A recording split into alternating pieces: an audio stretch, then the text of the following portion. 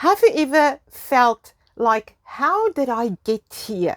How did all of this happen? A couple of weeks ago, it made me think about how I manifested and landed my dream job in New Zealand as a new immigrant. So in this video, I'm going to tell you a little bit of a story. This is going to be a longer video. It's not a training video.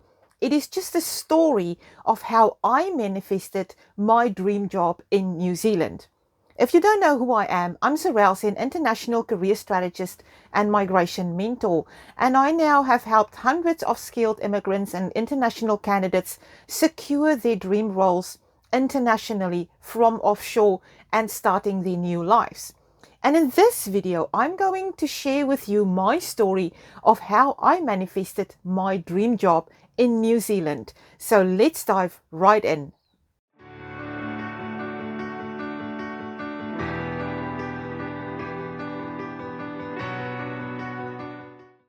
I lived in South Africa around 24 years ago, and it took me around 2 years of applying online and trying my best to land a job in New Zealand, my chosen country, until I actually got there. Now, at that time, we did not have the internet like we have now. We had old dial-up internet, and I used to sit around and try and apply for jobs online. My ideal job was something similar to what I worked in at the time. I worked for the South African police, and I wished for a job in the same kind of organization, doing the same kind of work, because my background was in public service at the time. Now, this is how it all happened. I just started applying online for jobs like many people do, because this is the default way, right? You want to immigrate, you need a job, you start applying online. So we made our decision to immigrate to New Zealand. I started applying online, and obviously nothing happened. Nothing happened. Around 2 years in, I was really persistent here, right? I was really persistent. I had an absolute idea of what my dream job looked like. I knew what I would be doing. I knew who would I be working for. I had an ideal vision of my ideal job in New Zealand, but applying online didn't get me closer to it. So one night, the phone rang in the middle of the night, and it was someone from New Zealand. Long story short, they offered me a position in New Zealand. It wasn't close to the ideal job that I wanted. It wasn't within the state sector like I wanted, but it was good enough to give me the opportunity to apply for residence. Our residence was approved, and we finally moved to New Zealand. During that whole time, it took me about 6 to 9 months to finalize that process.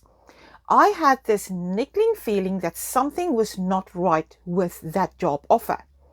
And the company is really not responsive about the questions that I asked them by email, and they were really slow to answer, and the answers were really not very well formulated. So I had this niggling feeling about this job. We got to New Zealand, and I obviously went to the place who offered me the job, and immediately I felt that it was off, that it was completely disconnect, that this was not the place I wanted to work, and this is not the job that I wanted to be doing. However, it got us to New Zealand. Now you can imagine at this stage, landing in a new country. We had $750, 2 kids, 2 bags, and I had a job offer, but not the job that I thought that was going to be. It was a shock to the system, right? It was a real shock to the system. So I negotiated with them another month before I started my role, my new job, to just settle my family. And in that period, in that month, I started getting the kids into school. I settled the home life. I made sure that everyone was sort of on track until I could go to work. And in that month, I used to take my kids to school. I drive them to school every morning and drop them off, and then drove back home where we rented a home. And one morning, I took another route, and I drove past the little police station in Orewa, north of Auckland in New Zealand. Now, at that time, 20 years ago, Orewa was a small town just north of Auckland in New Zealand. And I drove past this little police station, and something said, stop. And I stopped. I have to tell you, I wasn't dressed to go anywhere at the time. I was dressed in my garden clothes because I found gardening really relaxing and helping me to overcome this issue that I had in terms of stress. So I stopped at the police station and I went inside. And I didn't know what I was doing there. I just felt this calling to go in there. I was so homesick. I missed my country. I missed my old job. And I just wanted to speak to someone who sort of felt like they would know what I'm talking about. They were also police. So I walked in the front door into what they call the watch house, which is like the entry or the reception. And there was nobody there. So I started looking around on the walls and the pamphlets, and someone came to the counter and said, "Good morning, ma'am. Can we help you?" And I said to the officer, his name was Officer John Bramley. If you're watching this is for you. He said to me, "Can we help you?" And I said, "I don't have any complaints. I have nothing to report. I'm from South Africa, from the South African police. I just want to know what you do, how you do things. I'm a little bit homesick." And he said to me, very interestingly, "Well, ma'am, over here we don't shoot people." Obviously, being from the South African police, he had the inkling from where we came from and what things were like. And I replied, "Well, Officer Bramley, have you ever been shot at?" So he looked at me very strangely, turned around on his heels and walked off. And I thought, I pissed off a police officer here. Now I'm in trouble. But I hung around in the foyer and the watch house. And 2 or 3 minutes later, he came back with someone else. And this lady was the chief. She was an inspector. She was the chief of this whole area, Inspector Janet Hope, Commander. And she introduced herself to me, and she said, "Oh, I understand you're from the South African police. Can I help you?" And I said, "I don't have any complaints. I just want to know what you do. I'm just very curious about the New Zealand police. I just stopped because I just dropped my kids off school and I have a couple of minutes to just look around." And she said, "With that, come on in and I'll take you for a tour." And that turned into a 2-hour visit where she took me through this seemed to be small police station from the front, which was actually the area headquarters, was massive in the back.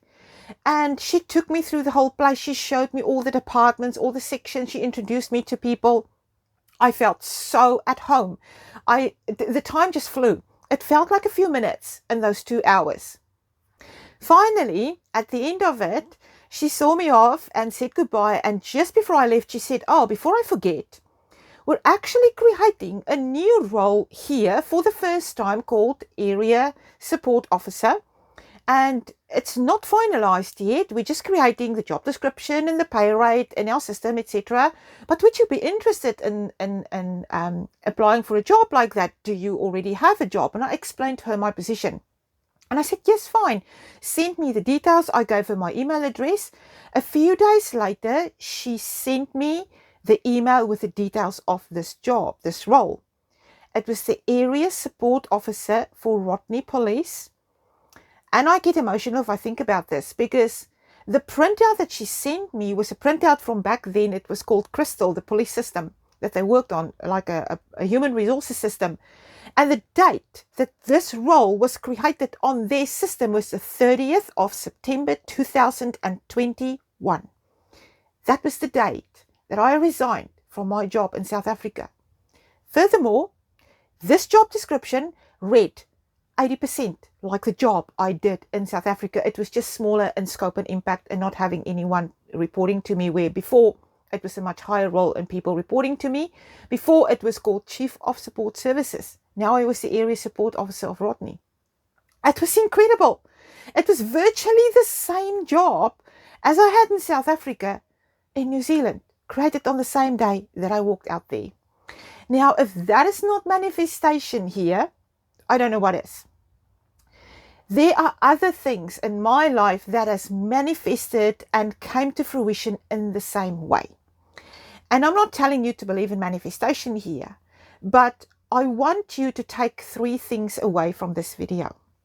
Number 1 is time. It doesn't matter how much time goes by while you're still holding the vision of your dream. Time doesn't matter in here. It can be this short or it can be that long. It took me 2 years to go through the immigration process from decision to landing in New Zealand. If I had given up during that time and lost track of my vision, none of this would have happened, right? And that's the next thing, is a vision. It's not just a vision, it's not just a wish. It's so clear, it's so real, it is so tangible that if you need today to put a prompt into ChatGPT and ask it to create a picture of your vision, it would create the perfect thing that you want to be. That's how clear your vision needs to be.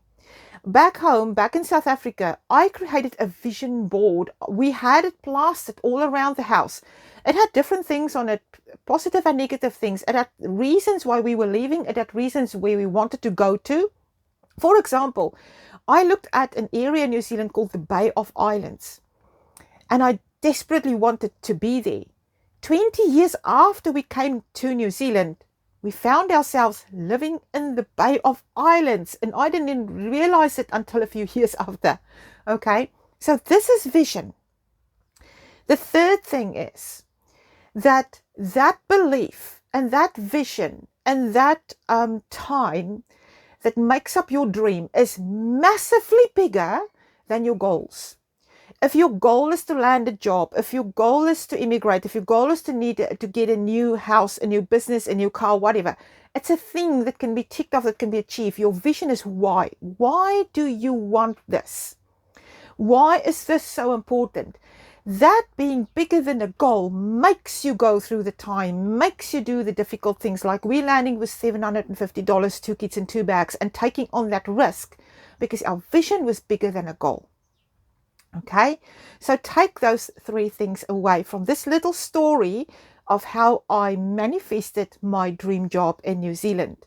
Now, if you want help with this, if you want help with securing your international role, that is what I do. I'm an international career strategist. I've helped hundreds of candidates all around New Zealand, Australia, Canada, USA, UK, around the world do the same thing. I'm also a migration mentor, and I help people through this whole process, from making the decision, getting the eligibility checks, skills assessments, document readiness, getting a job offer, and settling in their new country. And I do this in collaboration with teams of licensed immigration advisors. I am not an immigration advisor. If you want my help, there is a link below this video where you can start to work with me. You can go through and book a call with me so I can understand your needs and your preferences, your goals, your challenges, your situation, and that's where we can start from. And also, I want to ask a massive big favor. If this video was helpful or valuable, or you just liked it, please hit that like button, hit the subscribe button, and get more content like this from me. But it also helps me get this content to other people who have visions and hopes and dreams of new lives, of better futures, just like I had and just like you have. Thank you for listening to my story. I hope you enjoyed this little story. Take care.